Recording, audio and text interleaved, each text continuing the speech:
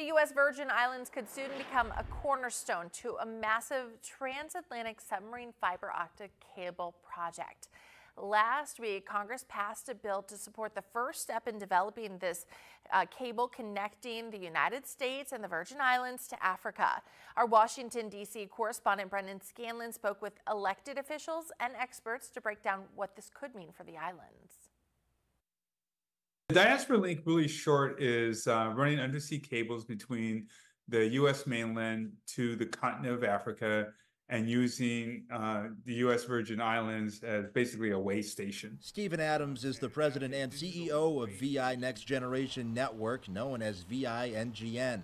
He plays an integral role in Diaspora Link. And the cable is about that, probably about 3 inches. A more than 3,000-mile transatlantic submarine fiber optic cable project that places the Virgin Islands front and center. So you have these giant ships that spool it all up, and they just run the entire 3,000 miles as one continuous cable run. Diaspora Link would connect the mainland U.S. with Ghana and Nigeria, with St. Croix playing a key role in between. The route where the cable would run is historic, and the name of the project is symbolic. Diaspora Link, when I envisioned it, was to be able to basically look at the slave trade of the diaspora from Africa to the Caribbean to the mainland.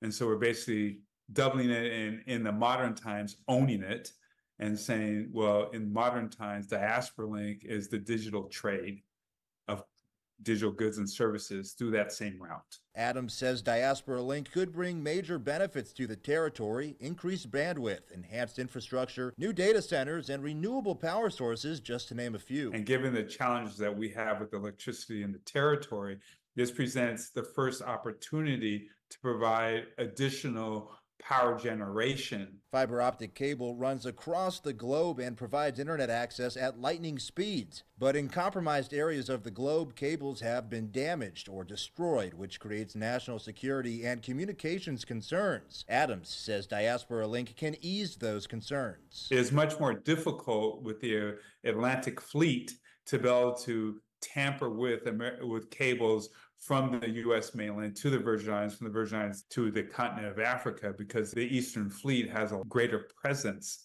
to be able to protect that data. The project received its first nod of approval from the U.S. House last week. Lawmakers voted in an overwhelming bipartisan manner to approve Congresswoman Stacey Plaskett's legislation allowing the government to take the first step with a cost and feasibility assessment. I'm really grateful that my colleagues have seen not only the importance of having this in the Virgin Islands, but also that we need to be more engaged on the continent of Africa and what's going on there. We're seeing tremendous movement in the continent, not just in coups and the fragility of democracy, but in our greatest adversaries, China and Russia, just pillaging throughout the continent for all of the raw material and minerals that are there. Plaskett says the Virgin Islands serve as the perfect location for Diaspora Link and that the territory is well equipped. Because the Virgin Islands, specifically St. Croix, has within its space already a National Guard as well as aerial support